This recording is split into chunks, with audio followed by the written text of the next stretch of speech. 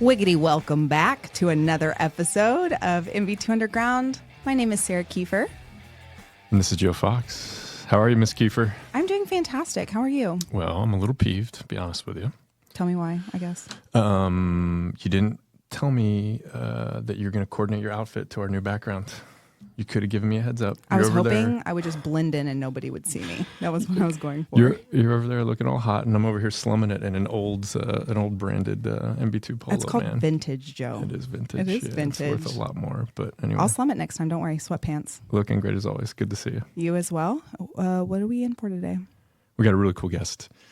Another OG, right, who has a really cool journey, has kind of been through many seasons with MB2, right? Associate to owner, purchased a practice, did a de novo, has really changed the nature of his dentistry. Really, really cool stuff. So Kind of sounds like a show off. Yeah, he is. Yeah, and he's damn good looking too. He's earned it. Well, without further ado, welcome General Dentist from Waco, Texas, Dr. Chuck Town. Welcome, sir. What's up, guys? Thanks for having me out here today. Thanks for coming in. Yeah, thanks for being here and braving the drive north. It's worth it. As soon as I walked in, I saw all the merch and all the amenities. I'm like, I can You do got this. pro I shops, can didn't do you? this. Pro I shop did. is baller, yeah. That was a nice addition. Literally, Yeah. part of the reason I moved from Austin was I hated the drive between Austin and Dallas. So I have so much respect for you coming up today. It was it's a good time. Actually, I just put on Spotify and I put on a podcast or just This listen to podcast? music. Is it on Spotify? Oh, Jesus. Busted. Busted. Shoot. I mean, I just think. We got a few Yes. episodes out there. It was this one. Okay. We'll I'm send gonna them to add you. it. Yeah, for So, sure. so again, Dr. Town, thank you for being here. Really appreciate it. Seriously. You've got a really cool background, really cool story, right? You've done a lot, right? In partnership with MB2. But before we get going, you mentioned something before the podcast about you had a great Justin Puckett story that you needed to share. We call him Uncle Pucks around here. He's going to kill me for this. This is why you have to tell us. Exactly. This is 2014. Okay.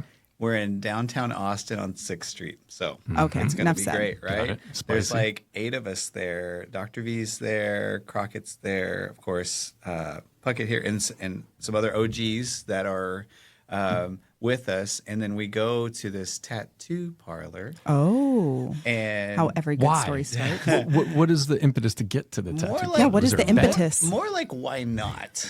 You know, when you're downtown Austin, it's like it's nuts. One But I on think- every other corner. I think we went. It was like on a Friday night, of course.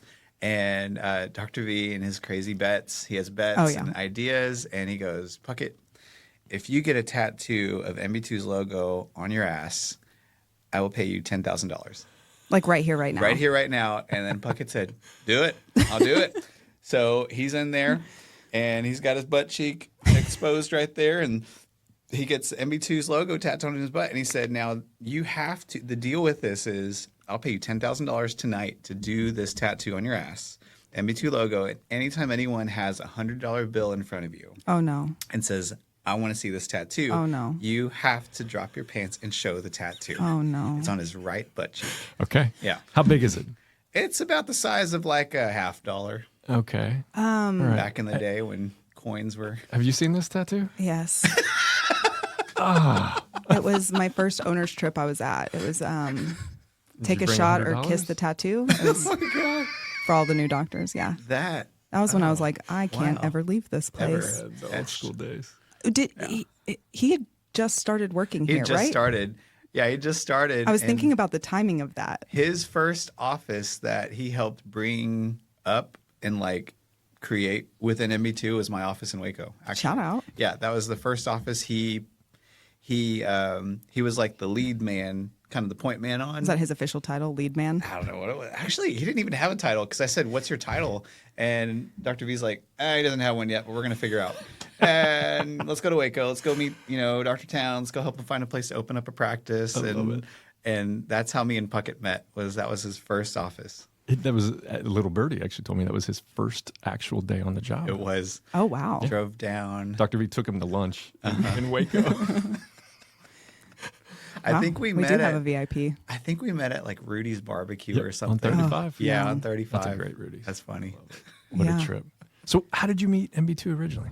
So in dental school, I went to Baylor Dental School in Dallas, and like 3/4 of our dental class were talking to this guy named Dr. V. Yeah. And we were like, okay, he's really cool. So-and-so is really cool. Everybody thinks this guy's really awesome. He took us all out he took our whole class out to dinner. I think we ate at like Iron Cactus in downtown Dallas. Met the founders, met Dr. Schwan, Gabe Schwan, Mauricio Dardano. And just like, they're cool. These are a cool group of people. Let's all go work for them. So like 3/4 of my class ended up signing with MB2. What year was this? 2012. Okay. 2012, yeah. And so that was like the selling point was most of my friends in dental school were already going with this group to go work, and we're already saying our goodbyes and peer pressure. Peer pressure. Yep. I'm like, I love y'all. Let's just keep this thing going. Like, Fraternity we're not rush. going home, you know? So like, that was the mentality. Joining MB2 is like, that is like the party continues, and it has continued ever since then. So that's how I joined. Should we change our tagline to "The Party Continues"? The party I think it should. Yeah. Because that's really our culture, I think. I mean, Shows like we that. work hard. We work hard, but we party hard too. I think Because life is short. I think that's a Robert O'Keen lyric, and the party never ends. Yeah. Yeah. I'll track Might have that to ask down. permission. Maybe Yeah. that'll be our lead-in song. Yeah. Awesome. Okay, so you're an associate with MB2 in College Station. College Or Station. Bryan Tech. Yeah, College Station Bryan.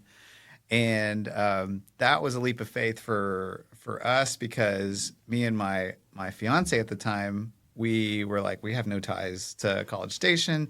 Yeah. Baylor was owned by A&M. So that was like technical only tie to A&M College Station. But we were like, I don't have friends there. We don't have family there. We didn't go there.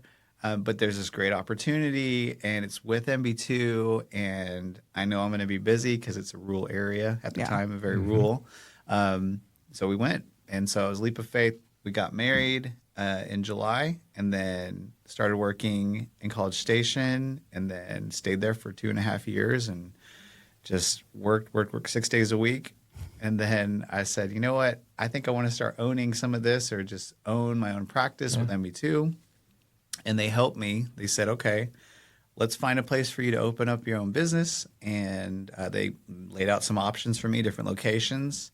When you say different locations, like geographically, so you're also trying to consider where you want to put down roots at this time. Yeah, all that was just, figuring out what's available, where is it at? Is it in Texas? We wanted to stay in Texas, but there was also, I think Louisiana was another option, and then another state. And we were like, no, we really want to stay in Texas. Texas is home. Like, we love to travel, but and then Waco came available for us in 2014, and then MB2 just helped us map out like several locations in MB2. They did a whole study, figured out where the best spot was, and they went with me to go pick out the spot. That's awesome. And was that a buyout in Waco for that first practice? In Waco was a de novo. Interesting. So that was a de novo. So you went all out. You said, this is my first one. Let's just start from scratch. Start from scratch. That's ballsy. Yeah. Well, acquisitions at the time, I don't feel like were the name of the game. We were all straight up de novos. So Yeah, that was the de novo it period. was the thing. It was like you just de novo. Like you want to acquire, you're probably going to have to overpay. But so that comes later. So day one opens, and we actually just celebrated 10 years in Waco. Wow. Congratulations. Business anniversary. Thanks. That's a big deal. And MB2 kind of helped us event plan. So Susan Huff was who's just an all around person, right? It's like MVP. Chief of MVP. staff. She helped us plan that, and it was fully executed, and it was great. And so after we opened up Waco, then 2 months later, in August of 2014, there was an acquisition that came available, and it was in Harker Heights. Interesting. And you that just was- thought, I'm not bored yet. Let's just like- let the party like, continue. I'm already in so much Keep this debt, party going. but this is such a great deal. And at the time, I was partnering with Dr. McCauley, who is the senior partner when we had a senior partnership kind of model with MB2. And he said, this is a great deal. Let's do this deal. It's going to be amazing. The asking price was really affordable and great. And so that's when we went into Harker Heights. And that has been a phenomenal practice and such a short amount of time. Yeah. And I think you said at some point you had 3 practices. 3 practices. So we went de novo, we went buyout. What's next? And then several years later, 2020, we signed the LOI for a spot in Burleson, and that de novo when in 2020? right before COVID. Okay, Wow. just making sure. We signed the LOI in like February, Right and before then COVID. COVID hit, and we're like, well, this will be interesting. So we opened up in December of 2020 during COVID year.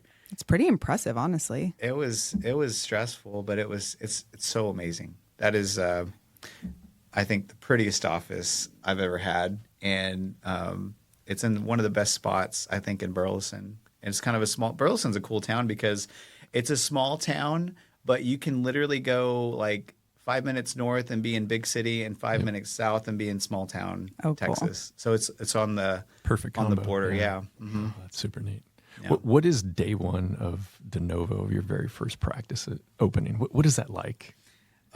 So it was stressful because you don't know who's coming in the door, if anyone's going to show up. You're just hoping and praying, like, I'll be happy if I do a filling today. Or, Right. We even did an exam and x-ray on Andrew Collinsworth, who used to work here too. Yeah. He was helping with de novos and IT, and he was my first patient. So we used Love it. x-rays and That's did an exam. awesome. And I remember that sound system that we had in the office. I got on the sound system and I put my phone up to it and I played I Got the Power. I forgot who sang that song. I got the power.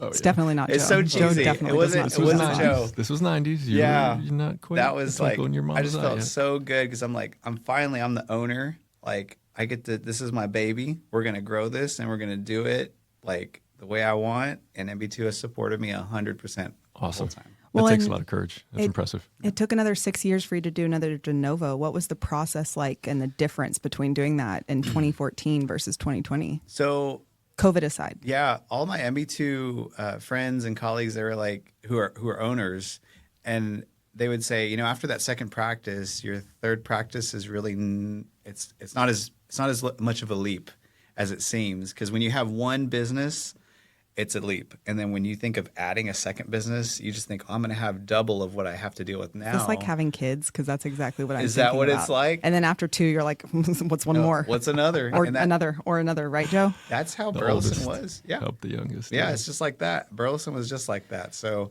stressful, yeah, but I feel like we had figured out a lot of the things that we knew works in the system. So we had time to implement all the business systems that we use in our practices at the time.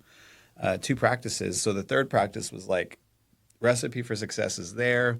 We know it works. We know it doesn't work. And every market is different. So let's just take what we know and use it here and grow it. That's fantastic. Yeah, that's so cool. In the first year, the first 12 months of us being open, we collected over $1 million in revenue. Wow. And it was just Insane. so much work into it and so much fun. And that de novo was less stressful, but a lot of fun. How cool. Yeah. So you've done it all from an ownership perspective, right? And it's pretty darn unique, right? But tell me about how the nature of your dentistry has kind of transformed and changed, right? And Yeah, it's changed a lot. I went from not wanting to do any CE. Like at a dental school, I just felt this. I had this like I'm done. I'm not going No back. more school. That place tortured me for years. I just want to be. I want to be a dentist. I want to do what I know, and I want to just work on paying down debt and doing good dentistry. Yeah. And I noticed I was hitting a wall a lot with like predictability with the treatment. Like nobody wants to go into work and go home and wonder how predictable is what I did today going to be, and then end up losing sleep, and then come to find out tomorrow they come back in, there's a complication, something broke, or they're in pain. I like predictability. I like routine, boring predictability. I don't want surprises. It's like, not boring. It's okay if it is. It's mundane. It's mundane, which is even worse than boring. It's like at the same difference without distinction. It's fine. So CE. So I started becoming a CE junkie. Interesting. And I started to learn more and more about just stuff that I do routinely, like just crowns and impressions and cosmetic cases, veneers, full mouth, rehabs and makeovers. Like, how do you do them? How do you plan them? How do you take something so intimidating and complex and make it simple? Like, and how to do that predictably. That's when CE really got my attention to be like, this is something I want to learn how to do so I can be better for my patients. Yeah. And from there, it was a CE continuum of over 300 hours with the AAID Maxi course in Las Vegas. And Dr. John Minichetti became my mentor, who's the course director for that Maxi course, which is a 300-hour continuum. Yes. And that was the beginning of what eventually led to me going down the path of becoming an implantologist, a board-certified specialist. For a general dentist is unheard of, really. That's but awesome. it's been around for years. The ABOI, American Board of Oral Implantology, has been around since 1950s. And it's for any dentist, specialist, periodontist, oral surgeon, general dentist that wants a specialty in oral implantology in both the surgical and the prosthetic. So the surgical phase and the how to create the teeth and design where they're going to go. Because those are unique processes that aren't always taught in every residency program for OS or for PROS or for perio, or et cetera, et cetera. Interesting. So all that has been so much fun.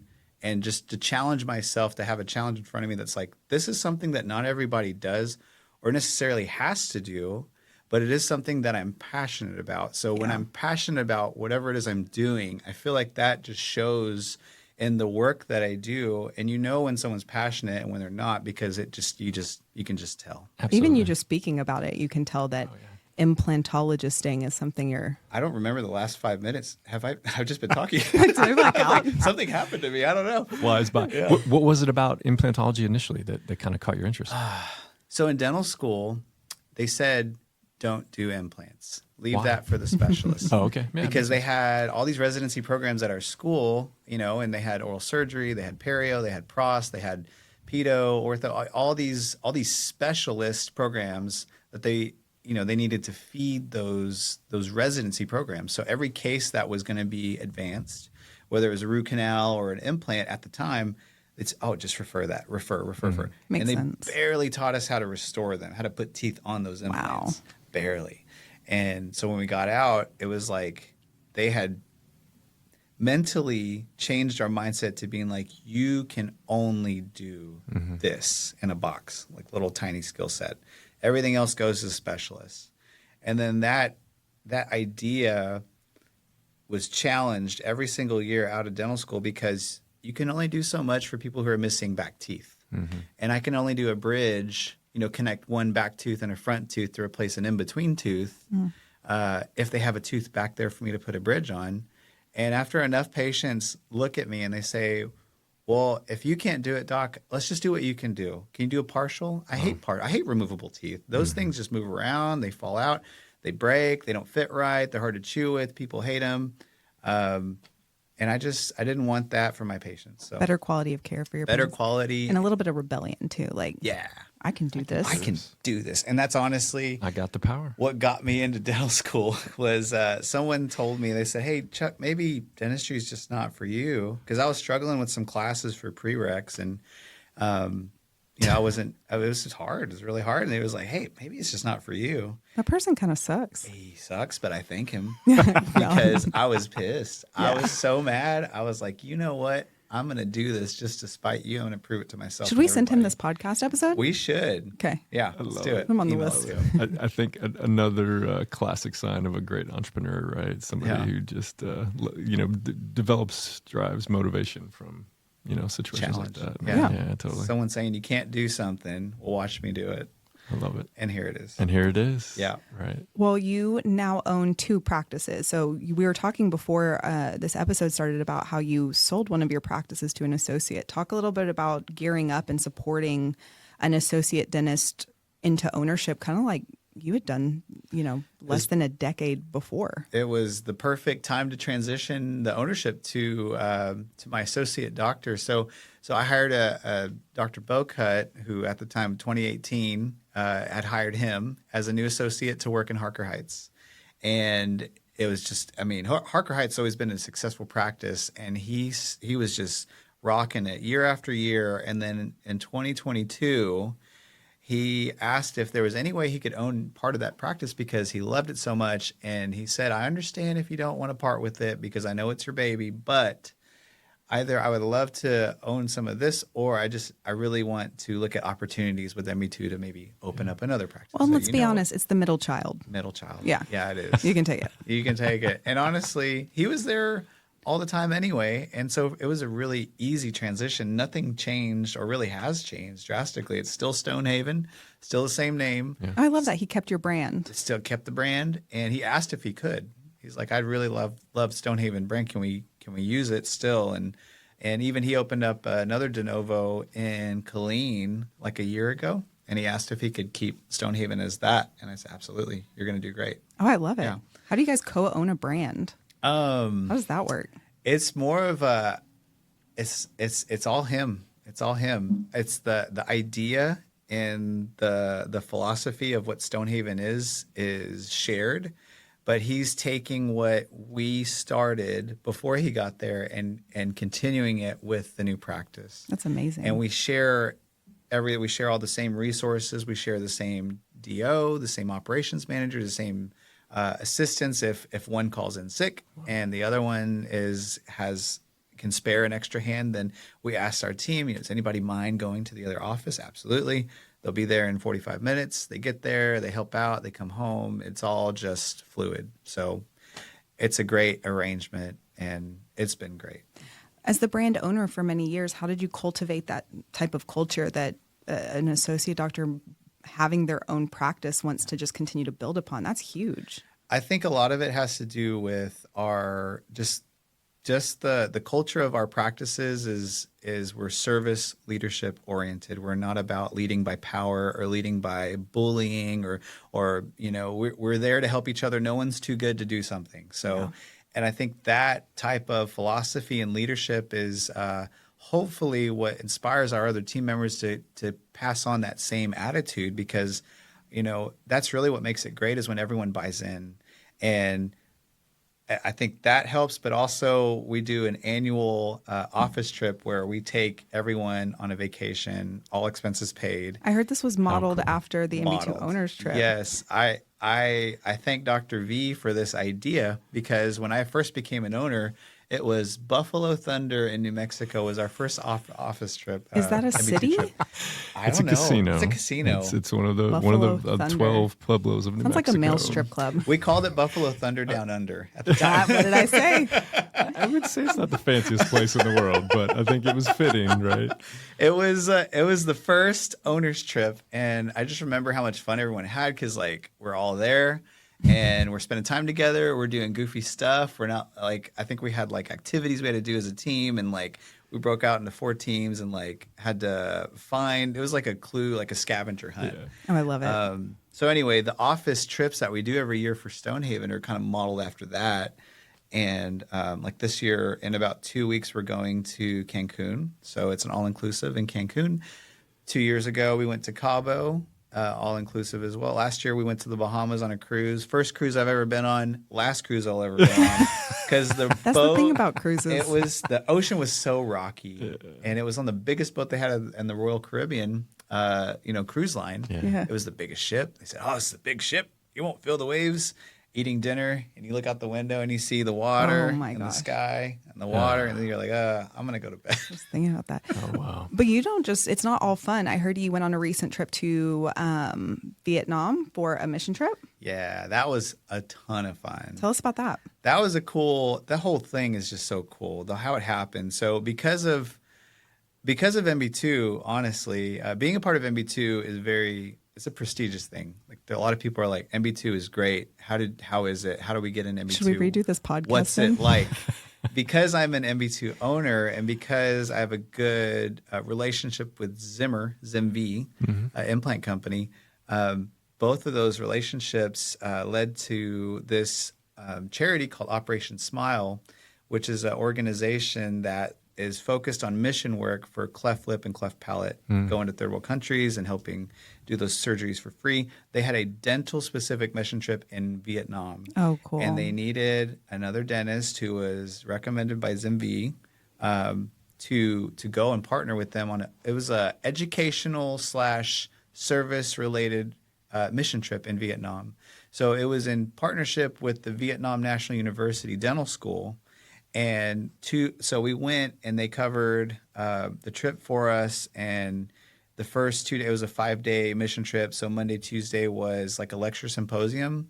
I gave a short 1-hour presentation on bone grafting to the dental students, and they had a translator that was in like a sound booth like this. And I had to talk at like half the rate of speed that I normally talk, so that way they could just like translate. It was very cool, very interesting. But I learned how to say hello to everyone in Vietnamese, to say "Xin chào quý vị," and they were all like, "Oh my Rock god!" star. Yeah, they That's were a like, lot of syllables for hello. I know, and it's crazy. And English is just hi, Yeah. hello. Love it. That was my first word as a kid. Hi. That's Hi. it. Yeah, it wasn't mom or dad. Nope. Hi. I bet mom and dad were just a little bummed. That's fitting, though. You're Yeah, so okay. social. Yeah, Yeah. that was a cool trip. So you've worn so many hats as a clinician. What advice would you give to young dentists, either in school or just fresh out of school? I would say my advice would be to find something that they're passionate about. Get their I think it's great to get your confidence in the bread and butter type of like services that you're going to offer your patients, and then from there start to branch out on things that you want to dig deeper in. Because maybe that you find your niche and you're like, I love this. I want to learn how to do Invisalign, or I want to learn how to do root canals better. I want to learn how to do veneers better, whatever it is, and just go after it with just the same amount of energy and passion that you want to learn a new skill, and just to do it if you love it. The resources are out there, right? I mean, these days. There's so many resources, and even online and virtual and in person, but and then also get a group of people that are good friends to learn it together, because that makes it even more, positive. You can be social about it and get work done at the same time and have fun. You're going to have more fun doing that. Awesome. Yeah. I feel like it's not often we get somebody who was on the inaugural owner's trip. So like one of our fun questions we ask is for a fun story that you have from one of the MB2 owners events. But I don't know that we get that many people that have been on as many as you have. So fun story, I guess something just unique about any of the trips that I remember. Craziest, I mean, we've got funnest. one really good fun story out of you, but Yeah. second one would be awesome. Yeah. Oh my gosh. Dang. I'm having to reach in there. There's Vegas. There's Lake Tahoe. We've been everywhere. There's Utah. Oh. There it is. This one is more of like, So this wasn't an owner's trip, but there were only owners from MB2 on this trip. Does that make sense? So it was like a ski trip Counts. that we used to do. It was with Marty Gonzalez. It used to be an annual thing where we would just go to we'd go skiing, and it'd be in February. And, if you want to go, great. If not, then you don't have to. So it was the last day of the ski trip. We were in Utah, Deer Valley, and it was a beautiful Sunday. We were going to go and do snowmobiles later that afternoon, but first we're going to get some last minute skiing in. I went down this hill, and I was trying to do the pizza wedge, where you try to slow yourself down with the skis. And it was First rule of ski school. That's what you learn, Yep. right? I was trying, and I did the wedge, and then I didn't see if there was ice, because ice and snow, you can't really tell. And then my right ski slipped, and it twisted my leg, and I heard a pop, and I was down. And so I broke my leg on the last day. Are you kidding me? And it was my ACL. So they had to wrap me up in like a burrito, and they get the snowmobile. Ski and they patrol, take you, man. yeah. And everybody's like, oh, what's going on? It's like, Getting ski patrol is no fun. it's not fun. No. It wasn't fun. So I broke my leg on that trip, and I never want to go skiing ever again, because the PT on that surgery, Unreal. I mean, it's great now. I mean, but that was, I guess you were asking like a fun memory. Yeah, I think mean, we that's should definitely a start memory. Kinda made it down. caveating. I don't want to hear any bone breaking. It was like I could feel that. I Ugh. totally messed that up. Yeah. No, that was Yeah. perfect. That was good. No That more. was a memory, but it was still fun. I'd still go. I'll go. I'll just be in the hot tub. They can go ski. Yeah, have I'll be fun. up here, or I'll go snowmobiling. That's still fun. I'll do that. I just don't want to ski. I don't blame you. After that, I wouldn't either. That's fair. What about a crazy patient story? How much time do you have? Where Much there's time as you nothing want, being boss. broken. Crazy patient. Man, I don't know. There's so many good I have a lot of just wonderful patients. I have a small group of. Oh, I'll tell you this. After this much time working as a dentist and doing what we do every day, I've gotten better at screening the patients for like who I want to take on as a patient, and I've realized that none of it has to do with the difficulty of the dentistry. It's all the person. It's like that person right there. Pulling the tooth is not difficult at all. The person it's If you could attached sedate to, all of them, it would be fine. or even just like change their personality so that way they're not how they are. Right. I think And sedating would just be easier, but that'd yeah, be therapy way easier. too. Yeah, I would love to.